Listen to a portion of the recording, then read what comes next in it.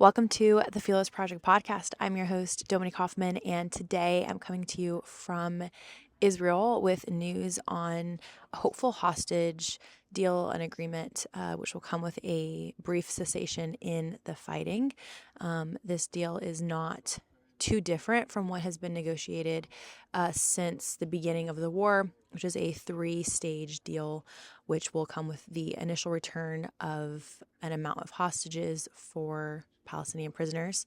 The second stage has always included some sort of withdrawal from the IDF, in addition to additional hostages being returned. And the third stage has always included the return of the last hostages with an ending to the conflict completely, and even kind of negotiations surrounding restructuring and rebuilding Gaza and its infrastructure after the war. So the deal that is being talked about at the moment, we are now currently day 467 into the war, is quite similar in details.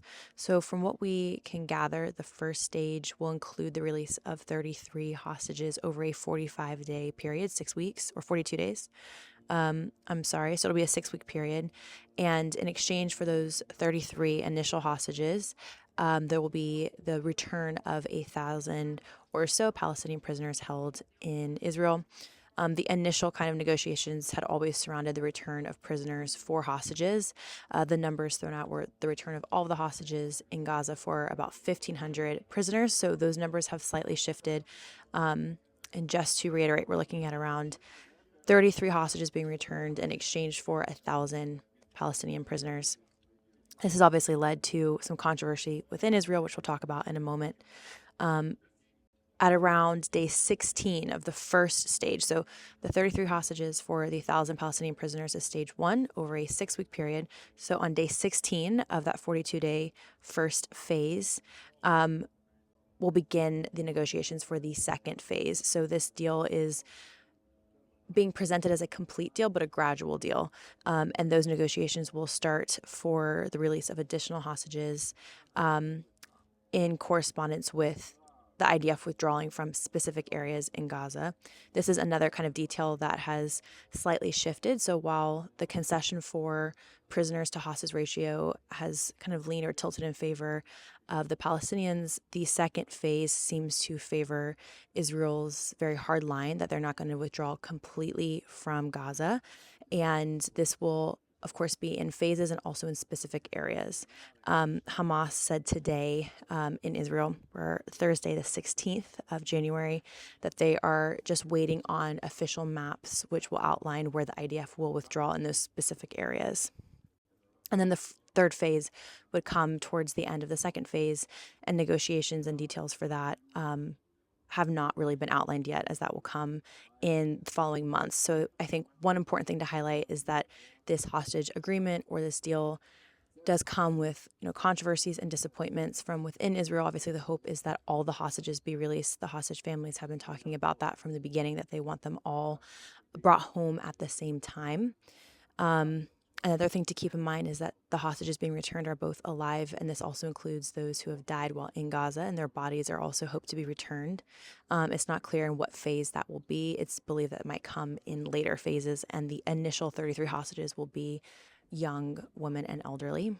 I think something really important, especially for an American audience to understand, is that this is extremely controversial within Israel. We've been on the ground talking to a lot of Israelis. There's I think hope, but a lot of trepidation surrounding this agreement. There's a lot that could go wrong. And because this is an agreement that happens in many phases, there's many opportunities for it to be spoiled or for it to go wrong. If all goes right and there's cooperation on both sides and the deal is upheld, this will take many, many months as well. So this is not an immediate solution. So internally, there are many far-right political figures, such as Ben-Gvir, who have said that they're not going to support this. It's still believed to pass through the Knesset today as we speak in Israel on Thursday the 16th.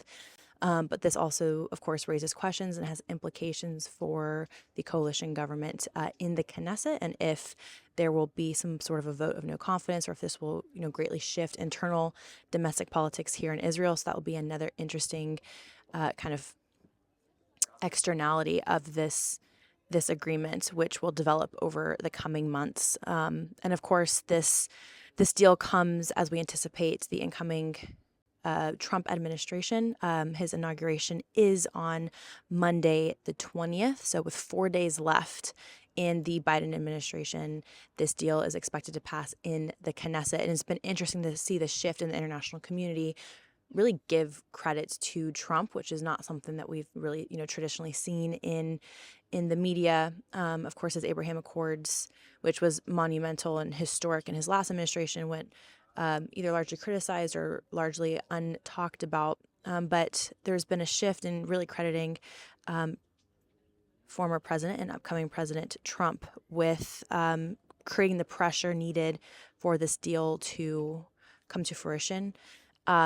Trump has responded to the announcement of these kind of initial preliminary discussions with the hopeful passing of the deal through the Knesset, saying that he'll use this deal as momentum to expand Israel's regional ties.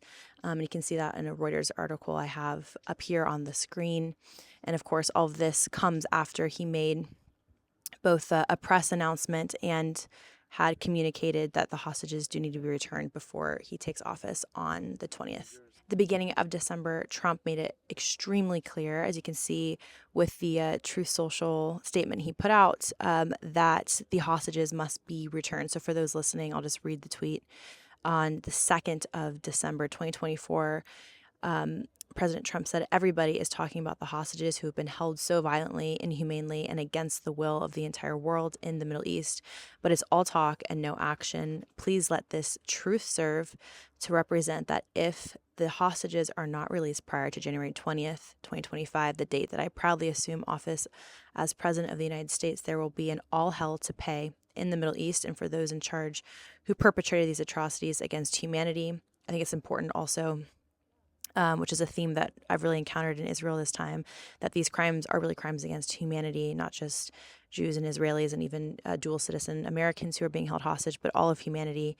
Those responsible will be hit harder than anybody has ever been hit in the long and storied history of the United States of America. Release the hostages now. And so this really set the precedent for the urgency for a deal to be reached.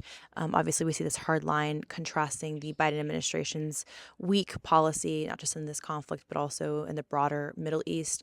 And so there's a lot that's going to unfold in the coming months. I do, in conclusion, just want to reiterate that this deal will, be developed over weeks and months, but this is a positive step forward. Of course, we have to remember the hostage families, many of whom have been calling for a deal, as I mentioned, for the release of all of the hostages at one time. So this does disappoint those family members, as well as the family members of those whose family have been impacted or killed by prisoners who are being released in exchange for the hostages. There have been those who have said, you're releasing my father, my sister, my mother's murderer. And so there's a very human element in this as well, a lot of loss, a lot of pain. And so even though this is a positive step forward, there's almost no winning in this situation. I also do want to mention the response of Palestinians. We've seen videos of Palestinians cheering for the promised outcome of some sort of a deal. Obviously, this war has greatly impacted civilians in Gaza. And so there's also a lot to be anticipated as far as what this will mean for the Palestinians being governed by Hamas in Gaza. I am sure that the Trump administration is going to push for regime change and some sort of legitimate installation of a new government in Gaza, whatever those mechanisms might be, diplomatically or militarily. We don't know yet, but this is also promising for the people of Gaza. And so we will continue to bring developments to you and just pray for the release of the hostages and that some sort of deal can be reached. I'll see you in the next episode.